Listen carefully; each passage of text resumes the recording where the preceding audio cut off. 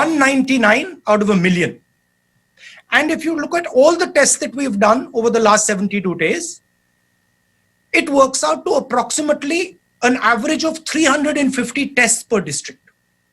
Now, this is in no way enough to tell you how the virus is moving. So the central theme is, if you want to fight the virus, you have to increase testing dramatically, and your testing has to go from chasing the virus to moving ahead of the virus. Means you have to move into random testing, and you have to start to preempt where the virus is moving. A lot of our testing is currently chasing the virus because we are identifying cases and then following the virus. With that type of testing, you will never be able to actually get a good image of what the virus is doing and where the virus is. So one advice to the government, and this is something that I've said and we've been saying, push testing aggressively, maximize testing, and use testing strategically. Use testing to assist the states in their fight. Use testing not simply to track patients who are infected, but to create a map of India to see where the virus is moving, identify hotspots using testing. So I'm proposing scaling up testing and using testing strategically. And I'm saying that the government of India currently, the testing levels are too low and they're not using testing strategically. Thank you, Sanjeev ji. Thank you, Rahul ji. I'm going to go to the next question. Siddharth AN9 से अपना सवाल देंगे. सिद्धार्थ अपना mic unmute करिए. संजीव भाई अपना mic mute कर लीजिए. सिद्धार्थ जी from AN9. Good afternoon, Rahul sir. Let me find you, Siddharth ji, so that I can see. This is a bit complicated here. Siddharth ji.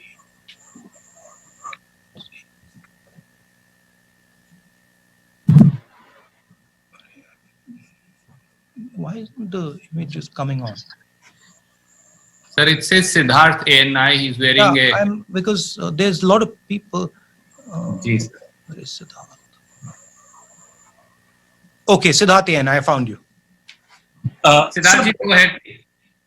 Sir मेरा सवाल ये है कि आपकी पार्टी ये कह रही है कि आपने समय रहते, कांग्रेस ने और आपको भी इस बात का श्रेय दिया जा रहा है कि आपने समय रहते सरकार को चेता दिया था, लेकिन तैयारी नहीं हुई. आज की बात अगर आप कह रहे हैं कि एक आप क्रिटिसिज्म के तौर पे नहीं, एक सजेशन के तौर पे देख रहे हैं, गवर्नमेंट की प्रिपेयर्डनेस को कैसे आप देखते हैं in regard of fighting against covid, in regard with the economic condition अभी जो है और आगे आने वाले इकोनॉमिक चैलेंज जो है, उनके लिए सरकार की तैयारी को कैसे देखते हैं आप खुद एक एमपी हैं, आपने एमपी लेड फंड जो है से काफी वायनाड में जो आपका लोकसभा क्षेत्र है वहां पे चीजें पहुंचाई, लेकिन अब एमपी लेड को भी फ्रीज कर दिया गया है 2 साल तक. तो आप इन दोनों बिंदुओं पे आपका मैं सवाल चाहूंगा, क्योंकि टेस्टिंग का आप पहले बोल चुके. देखिए, कोविड वायरस से लड़ने के लिए मेन जो हमारी फोर्स है वो स्टेट लेवल और डिस्ट्रिक्ट लेवल पे है. जो केरला में सक्सेस, वायनाड में जो सक्सेस हुई है, वो बेसिकली जो डिस्ट्रिक्ट लेवल की मशीनरी है वो इफेक्टिव काम कर रही है. तो मेरा एक सजेशन है कि कोविड के खिलाफ जो लड़ाई हो वो टॉप डाउन ना हो, वो बॉटम अप हो. और प्राइम मिनिस्टर, जो स्टेट्स के चीफ मिनिस्टर्स हैं, जो डिस्ट्रिक्ट्स हैं, उनको एम्पावर करें. प्राइम मिनिस्टर का रोल आर्मी को एम्पावर करने का है, फोर्सेस को एम्पावर करने का है, स्टेट्स को पैसा पहुंचाने का है. जहां तक एमपी लैड की बात है, ठीक है, वो मतलब मेजर बात नहीं है इस सिचुएशन में. इस सिचुएशन में मेजर बात यह है कि हम मिलकर एक साथ लड़ रहे हैं. हम जो हमारे जो एसेट्स हैं उनको यूटिलाइज कर रहे हैं. डिस्ट्रिक्ट, स्टेट्स, जो हमारे एडमिनिस्ट्रेशन है, उनको हम इफेक्टिवली यूटिलाइज कर रहे हैं. जो हमारी जनता है उसको हम एडिक्वेटली यूटिलाइज कर रहे हैं. तो उस पे हमारा फोकस होना चाहिए. टेस्टिंग पे मैंने कहा, देखिए अब जो हुआ हो गया उसको भूल जाइए, क्योंकि यहां पे अब हम ऐसी लेवल पे पहुंच गए कि ये अब इमरजेंसी सिचुएशन हो गई है। तो मुझे ये कहना कि भाई ये नहीं किया, वो नहीं किया, वो मैं नहीं करना चाहता हूं। जो किया किया, जो नहीं किया नहीं किया। अब आगे देखते हैं और मिलकर हिंदुस्तान यूनाइट होके इस चीज से लड़े और इससे देश को भी फायदा होगा।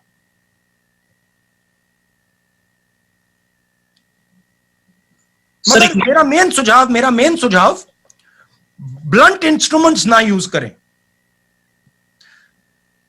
न्यूआंस तरीके से स्ट्रेटेजिकली काम करें।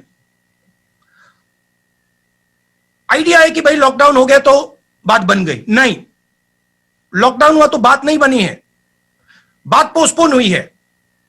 तो रिसोर्सेज को इफेक्टिवली यूटिलाइज कीजिए, रिसोर्सेज को स्टेट्स के हाथ में दीजिए, जीएसटी जो स्टेट्स को देना है वो दीजिए, चीफ मिनिस्टर्स और डिस्ट्रिक्ट्स से खुलकर कम्युनिकेशन कीजिए, उनकी जो डिमांड्स हैं उनको एक्शन कीजिए। तो ये डायरेक्शन की जरूरत है। शुक्रिया सिद्धार्थ जी।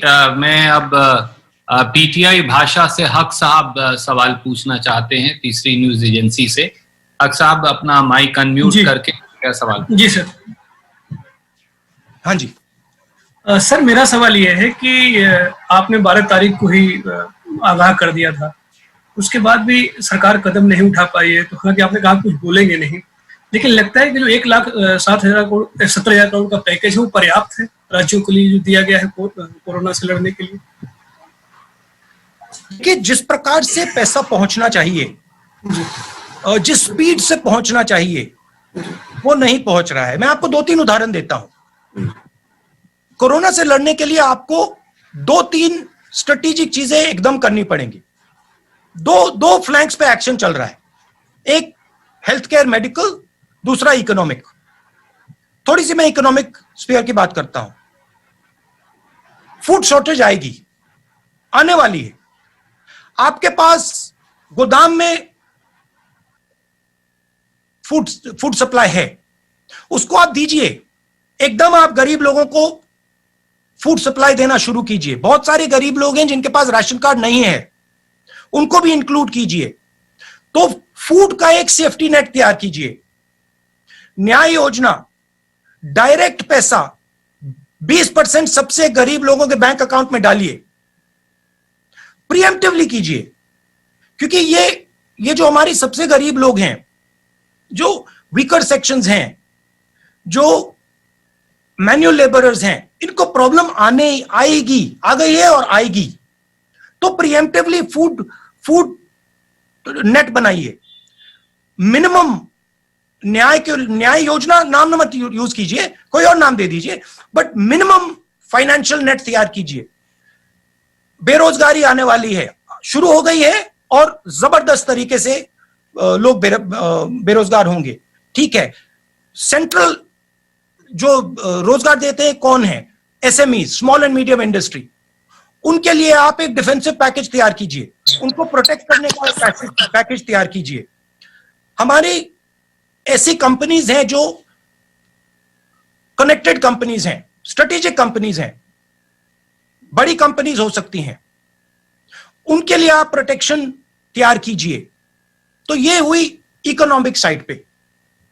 अब डिजीज साइड पे आप लॉकडाउन के बाद आपकी एग्जिट स्ट्रेटेजी क्या होगी, आपकी टेस्टिंग स्ट्रेटेजी क्या होगी, आपकी मेडिकल स्ट्रेटेजी क्या होगी, आप पीएचसीज को, हॉस्पिटल्स को रैंप अप कैसे करोगे?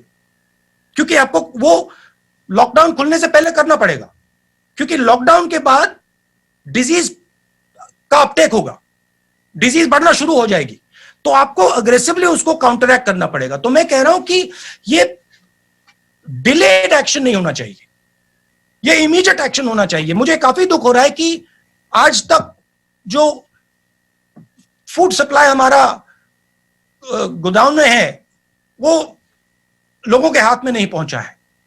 मुझे थोड़ा डिस्कंफर्ट हो रहा है कि जो हमारी स्मॉल एंड मीडियम इंडस्ट्रीज हैं, उनको आज मालूम हो जाना चाहिए कि उनके लिए क्या किया जा रहा है। क्योंकि ये अब नेशनल इशू है, सिक्योरिटी इशू है। थैंक यू हक साहब। IANS न्यूज एजेंसी से सईद जी आप अपना सवाल पूछेंगे और फिर हम अलग अलग पत्रकार मित्रों के पास जाएंगे। सईद जी अनम्यूट करिए अपना mic please. Saeed ji IANS से are you here? Sir, can I ask a question, sir? Sir, please unmute your mic first. I'll have to go live. Yes, I have unmuted. No, you don't unmute your mic. Please let first the I think- Okay, right now, okay. Saeed is not there, I think, sir. You should Okay, move on to the okay. next person. Can we go to Sandeep Fukanji from The Hindu? Sandeep ji, please unmute your mic and ask. Audible? Sandeep Fukanji from The Hindu. Yeah. I've unmuted. Go ahead. Am I Go audible? ahead. Yeah. You are audible. Go ahead. Yeah. Mr. Gandhi, in your tweet sometime back, and also in your letter to Prime Minister, you had suggested that India should prepare an India-specific policy. Yes.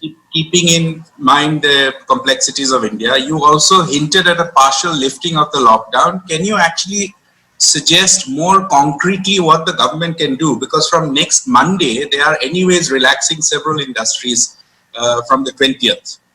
So you have some concrete suggestions in mind to offer? I think number one, it should be a strategic opening. So you open particular key areas. You use testing to identify, and this is where the point of ramping up testing is important. You use testing to identify dynamically which are the hotspots, and you clamp down on those hotspots. But you create two basic zones in India: a hotspot zone and a non-hotspot zone. And you use testing to identify the places which are becoming hotspot. So you make sure that if any zone is moving from a non-hotspot zone in terms of the disease, you immediately clamp down. So that would be how you would think about it. Because realize that at one level, when you lock people up, the disease gets locked up. When you open the door, the disease will come rushing out. So that was on the medical side. There is going to be a massive financial backlash that is going to come. You're going to see the first waves of unemployment, and then that will start to spiral. You will see massive pressure coming on our financial system.